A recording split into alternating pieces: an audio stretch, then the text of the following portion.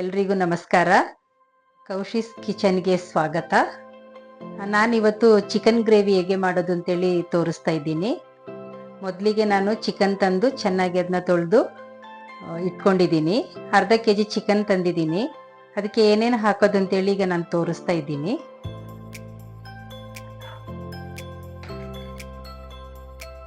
ಮೊದಲಿಗೆ ಹಚ್ಚ ಖಾರದ ಪುಡಿ ಹಾಕ್ತಾ ಇದ್ದೀನಿ.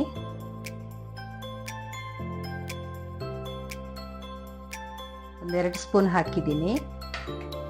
ನಂತರ ಇದಕ್ಕೆ ಅರಿಶಿಣ ಪುಡಿ ಹಾಕ್ತಾ ಇದ್ದೀನಿ, ಒಂದು ಅರ್ಧ ಸ್ಪೂನ್.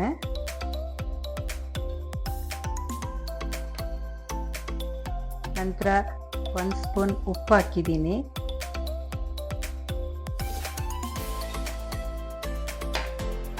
ಇದನ್ನ ಚೆನ್ನಾಗಿ ನಾನು ಮ್ಯಾರಿನೇಟ್ ಮಾಡ್ತಾ ಇದ್ದೇನೆ. ಒಂದು 5 ನಿಮಿಷ ಇದೆಲ್ಲ ಮ್ಯಾರಿನೇಟ್ ಆಗಲಿಕ್ಕೆ ಚೆನ್ನಾಗಿ ಮಾಡಬೇಕು ಇದನ್ನ ಮ್ಯಾರಿನೇಟ್.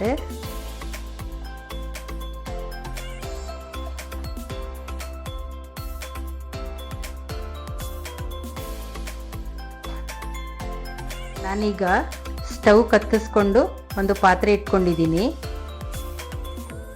ಒಂದು 4 ಸ್ಪೂನ್ ಆಯಿಲ್ ಹಾಕ್ತಾ ಇದ್ದೇನೆ.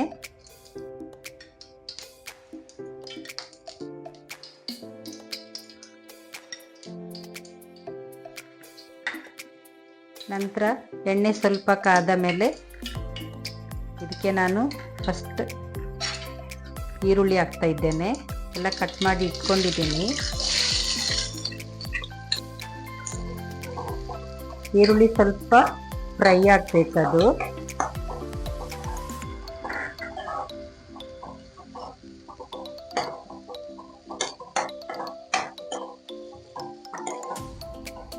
ನಂತರ ನಾನು 2 ಟೊಮೆಟೊ ಹಾಕ್ತಾ ಇದ್ದೇನೆ.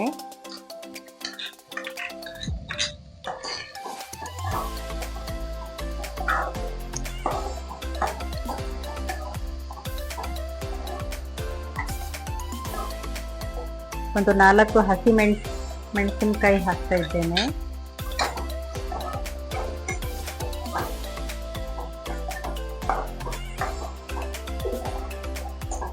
ಚೆನ್ನಾಗಿ ಇದು ಫ್ರೈ ಆದಮೇಲೆ ಸ್ವಲ್ಪ ಶುಂಠಿ ಬೆಳ್ಳುಳ್ಳಿ ಪೇಸ್ಟ್ ಹಾಕ್ತಾ ಇದ್ದೇನೆ. ಇದು ನಾನೇ ಮನೆಯಲ್ಲಿ ರೆಡಿ ಮಾಡ್ಕೊಂಡು ಇಟ್ಕೊಂಡಿದ್ದೀನಿ.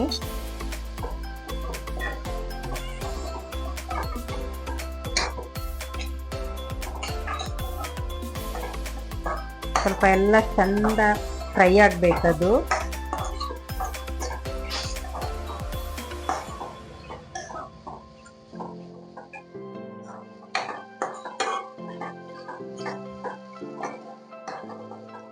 ಟೊಮೆಟೊ, ಈರುಳ್ಳಿ, ಹಸಿಮೆಣಸೆಲ್ಲ ಚೆನ್ನಾಗಿ ಫ್ರೈ ಆಗಿದೆ.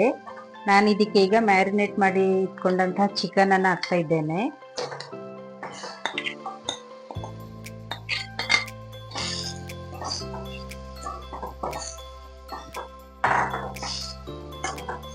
ಇದನ್ನೆಲ್ಲ ಚೆನ್ನಾಗಿ ಮಿಕ್ಸ್ ಮಾಡ್ಕೋಬೇಕೀಗ.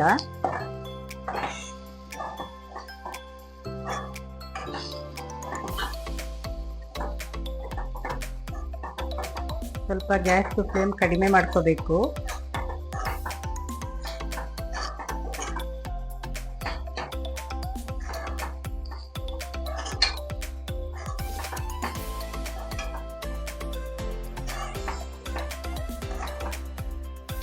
ಇದು ಚಿಕನ್ ಮಸಾಲೆನ ನಾನೇ ಮನೆಯಲ್ಲಿ ಮಾಡ್ಕೊಂಡಿದ್ದು.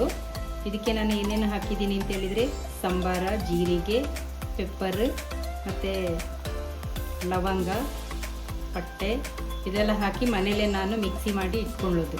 ಹೊರಗಿನ ಮಸಾಲೆಗಳನ್ನು ನಾನು ಯೂಸ್ ಮಾಡ್ತಾ ಇಲ್ಲ. ಅದರಿಂದ ಈ ಚಿಕನ್ ಮಸಾಲೆಯನ್ನು ಈಗ 1.5 ಸ್ಪೂನಷ್ಟು ಹಾಕ್ತಾ ಇದ್ದೇನೆ.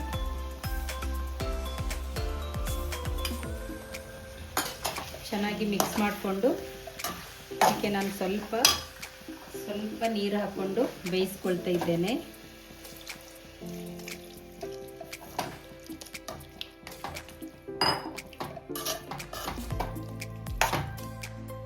ಚಿಕನ್ ಈಗ ಅರ್ಧ ಬೆಂದಿದೆ. ಅದಕ್ಕೆ ನಾನು ಏನಂತ ಹೇಳಿದರೆ ಎಲ್ಲರೂ ವಿನಿಗರ್ ಯೂಸ್ ಮಾಡ್ತಾರೆ. ನಾನು ಕೊಡಗಿನಲ್ಲಿ ಸಿಗುವಂತಹ ಕಾಚಂ ಪುಳಿಯನ್ನು 1 ಸ್ಪೂನ್ ಹಾಕ್ತಾ ಇದ್ದೇನೆ. ಇದು ತುಂಬ ಟೇಸ್ಟಿಯಾಗಿ ಇರುತ್ತೆ.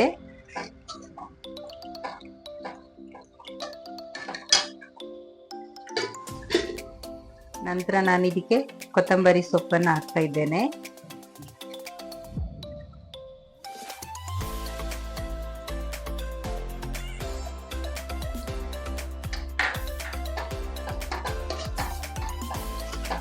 ಒಂದು 5 ನಿಮಿಷ ಹಾಗೆ ಬೇಯಲಿ.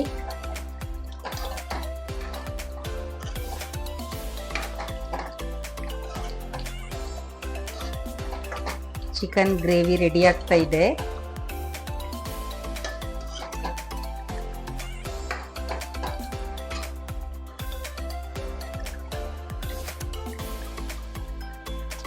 ಚಿಕನ್ ಗ್ರೇವಿ ರೆಡಿಯಾಗಿದೆ.